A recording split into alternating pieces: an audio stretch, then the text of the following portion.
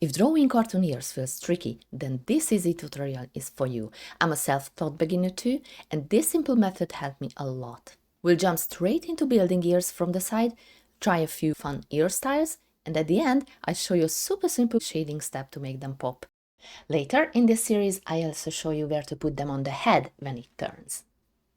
So let's start super simple. I'm just drawing a simple oval here for the main ear shape, and this will be our baseline, which we can adjust later into different cartoon ears. I strengthen the actual ear line, and we don't need this little bit.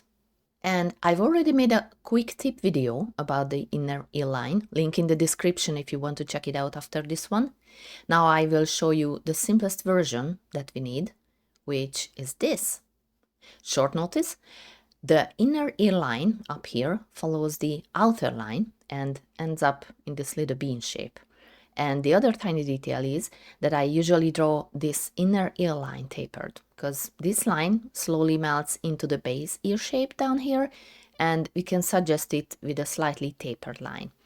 So this is the basic ear shape, what we will work from here, and we immediately can play around with it just to make it more rounded, for example, like this. Or you can draw these two lines separately if you want, and then it looks a bit different. And if it looks a bit flat now, don't worry, that simple shading at the end will fix it. Now, but let's jump to a fantasy ear style. The point is that I always start with the basic oval shape. So light sketch, and then we can exaggerate into anything we want. Now for a long, pointy style.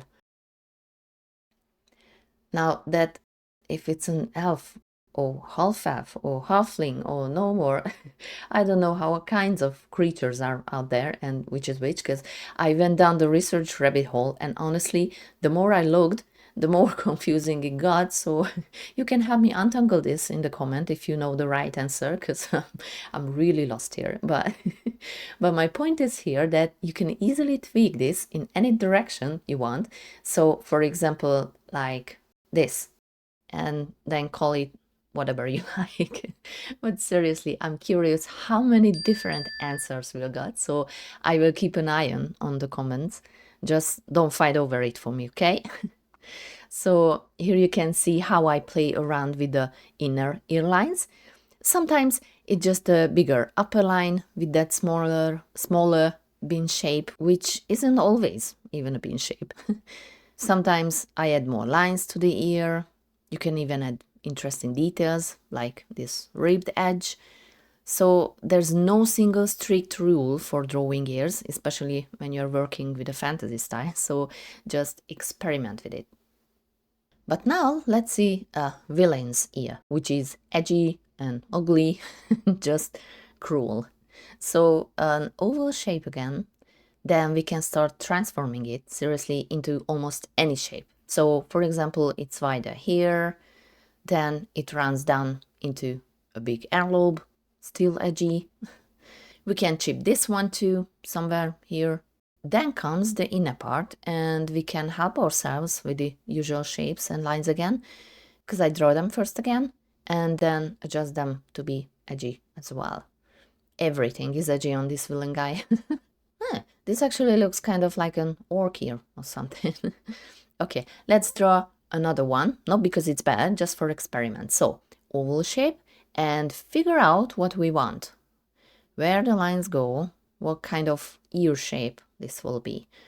Then if we are happy with the sketch lines, then we draw the actual lines.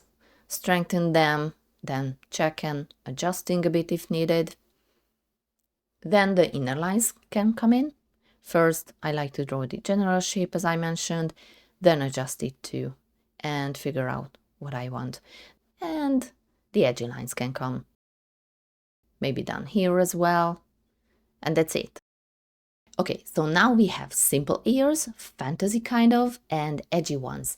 Let's give them very simple, very clean shading. Seriously, just like with the mouth, we use only two shades, a lighter one for the whole ear, and a darker one for the shadowed inner areas.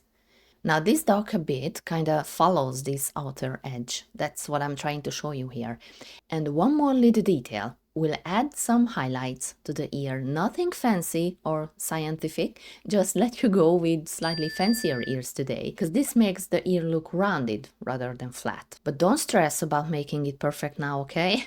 This is just some fun, simple coloring. We are not chasing realism here. I'll make a whole episode just about coloring anyway, or probably a few episodes, knowing me. For now, I just want you to try this quick, simple 3-tone method. I use the same approach in my Pup's Life comic strip about our dog Pup. One simple color for the whole character or object, a darker one for the shadows, and a lighter for the highlights. Okay, maybe one extra for the super shiny bits, but that was just pure white. Oh, and if you are drawing on paper, don't worry, because you can do this with a single pencil. Light pressure for the base, press harder for shadows, and grab the eraser for highlights. And ta-da! We have ears that are a little more advanced than if we hadn't colored them in, but they are still simplified, cartoon-friendly versions, not medical ears, just something that reads instantly.